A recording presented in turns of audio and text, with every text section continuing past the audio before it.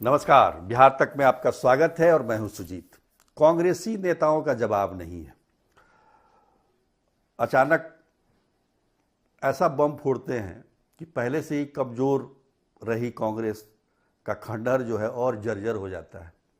अब देखिए, जिस प्रकार से पूर्व विधायक दल के नेता शकील अहमद खान ने कटिहार के सांसद तारिक अनवर पर आरोप लगाया है, वो काफ़ी संगीन आरोप है और मुझे नहीं लगता है कि कोई भी दल का नेता अपने दल के किसी नेता के बारे में इस प्रकार का गंभीर आरोप लगा सकता है।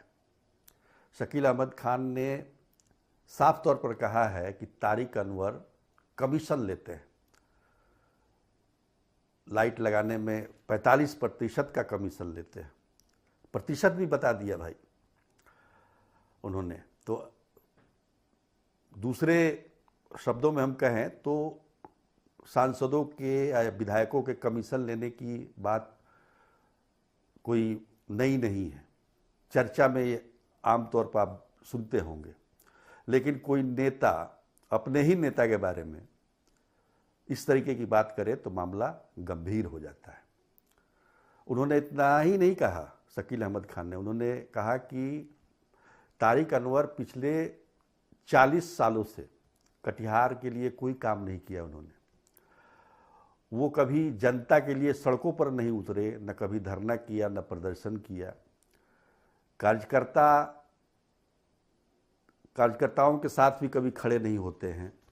तो इस तरह के तमाम आरोप आज उन्होंने कटिहार में प्रेस कॉन्फ्रेंस करके लगा दिए।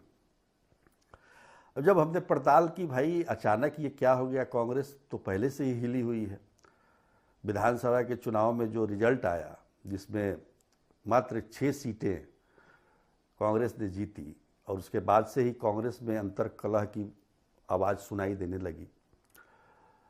तारिक अनवर ने भी उस समय इसके लिए प्रदेश नेतृत्व को जिम्मेदार बताया था। जो अध्यक्ष हैं राजेश राम, चाहे अल्लाह अरू जो कि प्रभारी थे, उन पर इस बेकार प्रदर्शन का पूरा ठिकरा फोड़ा था।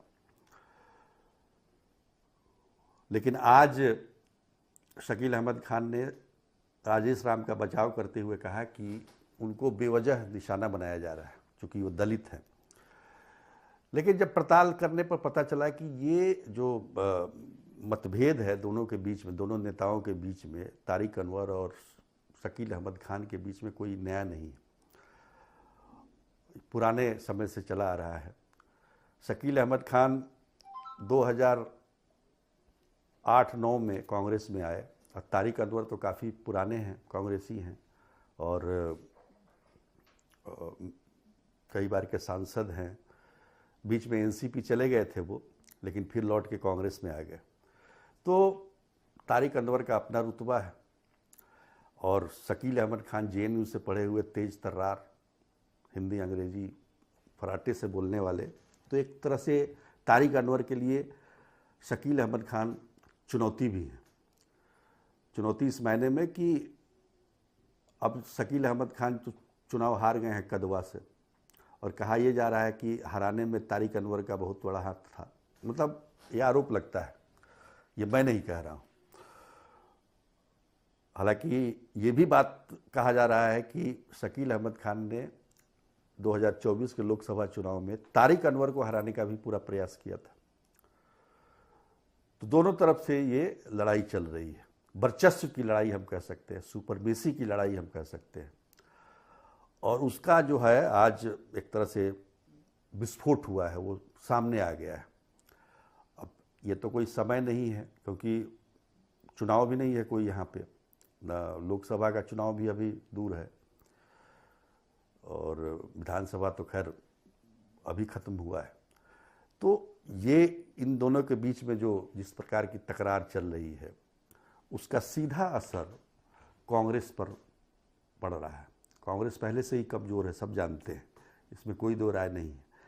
और जब ये दो बड़े नेता, एक जो सांसद हैं कटिहार के और दूसरे जो है विधायक दल के नेता रह चुके हैं पिछली बार, इस बार चुनाव हार गए हैं, तो ये एक तरीके से पार्टी के अंदर अंतर कलह को बढ़ाता है।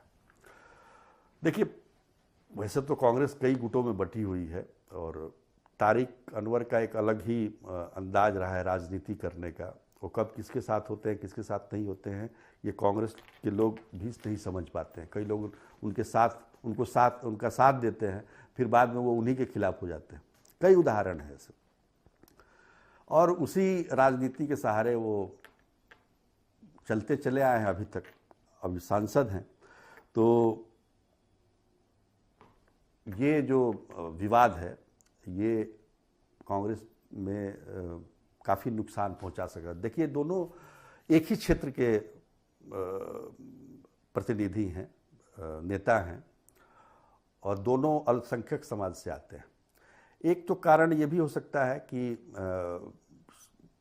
तारिक अनवर जब तक रहेंगे तब तक शकील अहमद खान का कुछ नहीं हो सकता है, क्योंकि आने वाले समय में पहला चुनाव जो होगा वो लोकसभा का चुनाव होगा।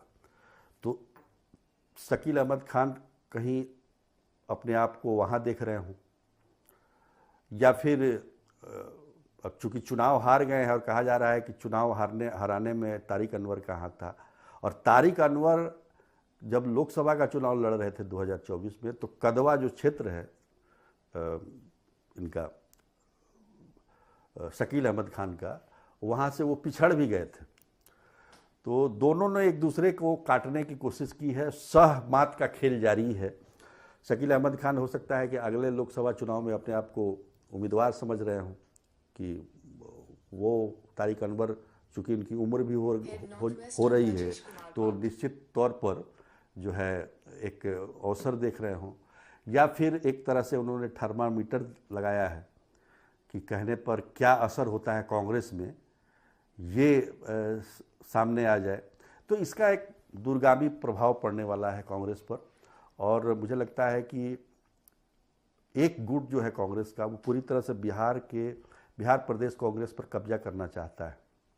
तो कांग्रेस का ही एक गुट है, वो खास गुट है, और उसी के हिस्से में मतलब हिस्सेदारी कर सकते हैं, उसी के तहत ये आरोप लगाने का जो समय तो ऐसा हमारे हिसाब से नहीं था, लेकिन जो राजनीतिक तौर पर देखें तो राजेश राम को लेकर, या फिर जो चुनाव हुए हैं विधानसभा के, उसमें जो कांग्रेस का खराब प्रदर्शन हुआ है, उसमें जो प्रदेश नेतृत्व पर ठिकरा फोड़ा गया है, तो उसको कहीं ना कहीं मतलब दरकिनार करने की कोशिश की जा रही थी। तो उसके बचाव में शकील अहमद खान ने ये दिया हो कि अब, लेकिन ये है कि इन दोनों की लड़ाई का असर कांग्रेस के संगठन पर पड़ सकता है।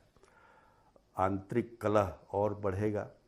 कांग्रेस को मजबूत करने की कोशिश लगातार राहुल गांधी कर रहे हैं, लेकिन इस तरह के बयानों से, आपस में मतभेद की वजह से ही कांग्रेस दिन प्रतिदिन और कमज़ोर होती जा रही है।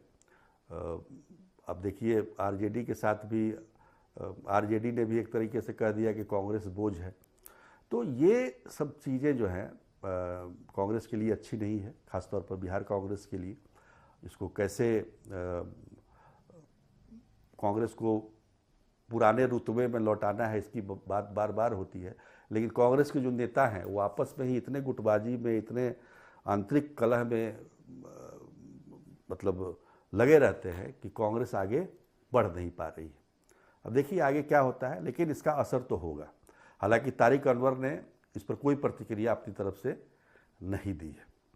तो आज के लिए इतना ही, तब तक के लिए नमस्कार।